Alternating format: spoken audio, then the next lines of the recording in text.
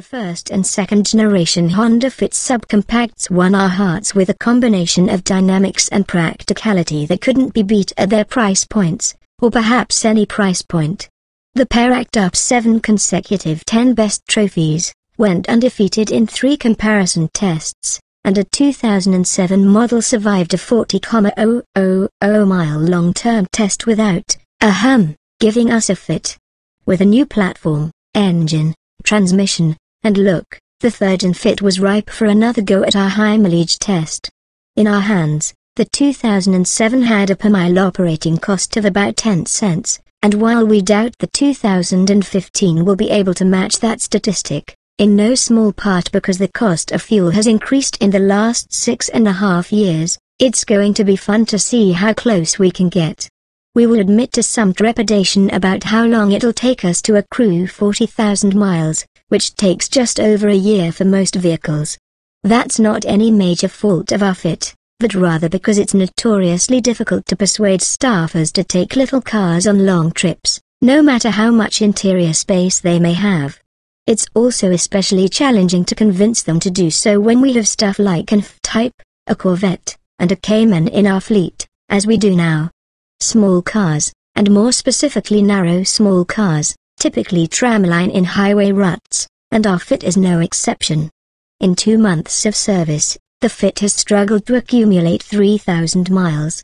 When it launched the 2015 Fit, Honda did so without the previous generation's sport trim and its dynamics-enhancing rear anti-roll bar. Instead, the latest Fit is offered in a pair of trims that aren't differentiated by their handling. This time around, a conventional automatic has been replaced by a continuously variable transmission, while manual transmission buyers get another forward gear, for 6 in all.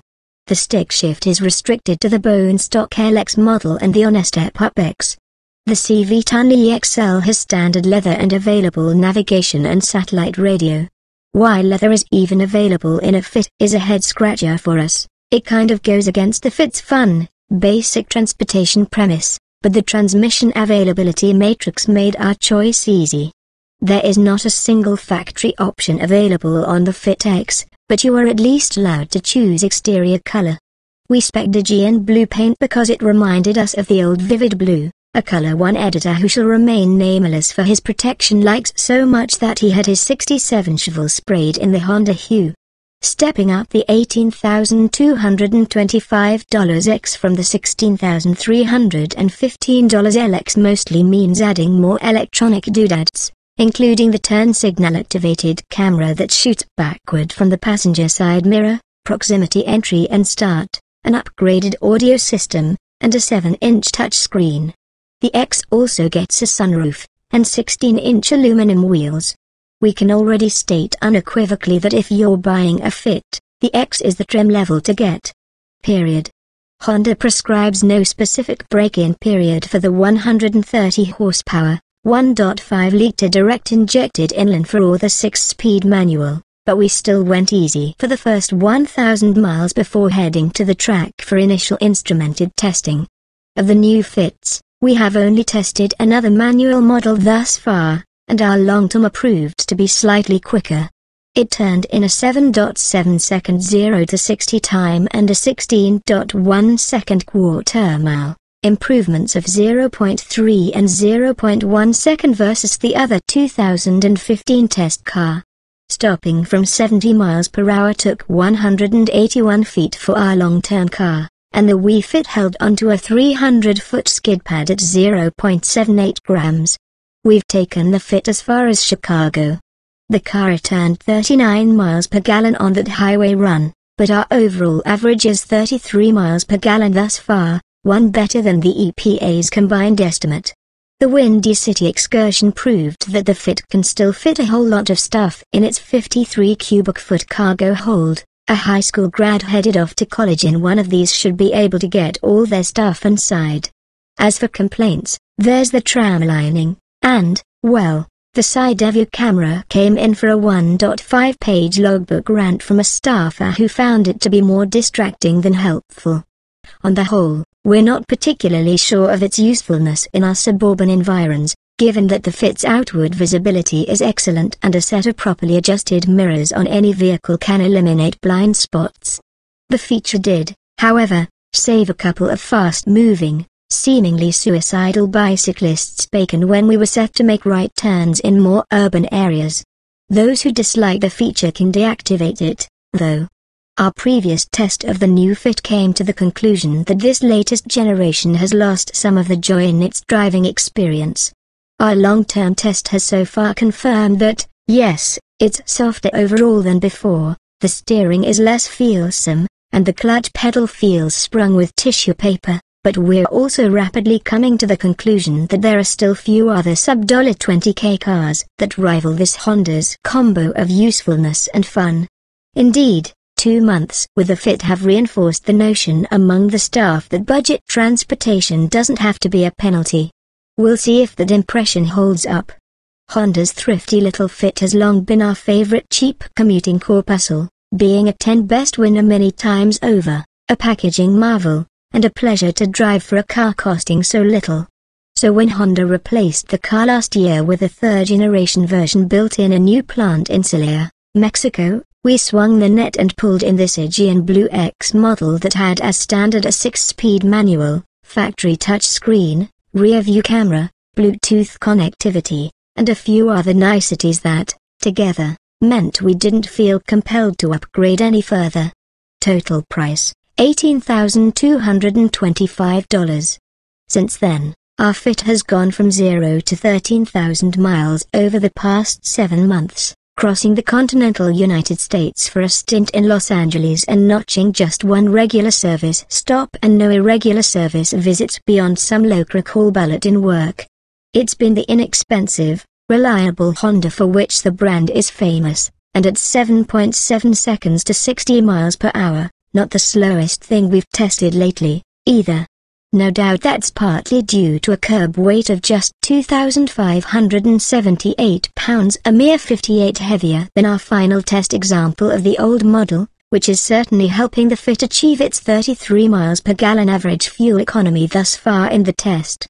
However, the new little Fit has big shoes to fill, and the initial impressions have been of a larger, plainer car that lacks some of the driving wattage of the old version.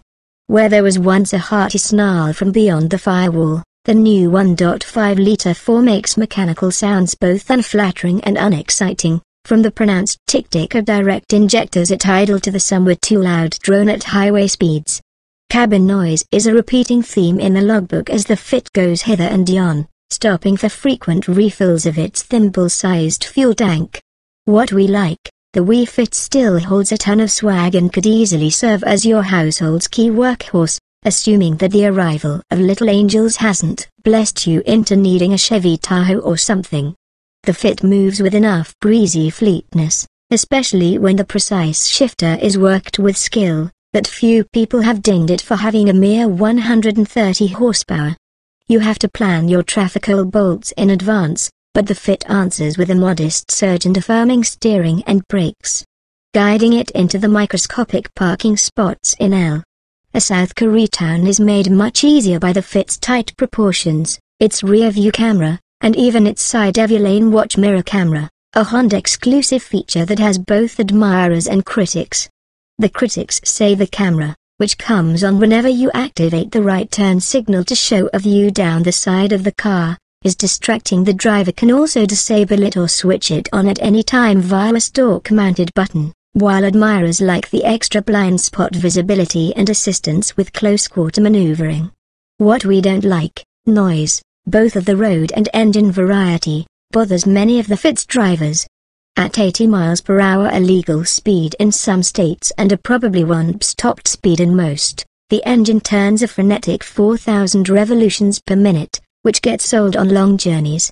The fuel tank is small, meaning frequent trips to the pump on those same treks, and the yellow refill light comes on with almost 3 gallons still in the tank, or about 100 miles of range, nearly 30% of the tank's total capacity.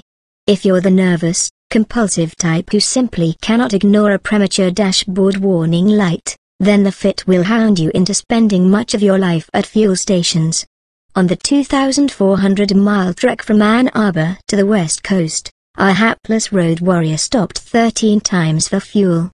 Honda puts the tank size at 10.6 gallons, but our biggest fill-up so far was 9.88 with the gauge buried deep in the E-zone and the driver certain he'd be down to foot power at any moment. One element of cheapness that drives us crazy, the long, thin, passenger-side windshield wiper arm flutters comically at highway speed. Perhaps Honda needs to slightly increase the gauge of steel of this one component and take the weight hit of an ounce or two, because it makes the car seem like something built in Romania.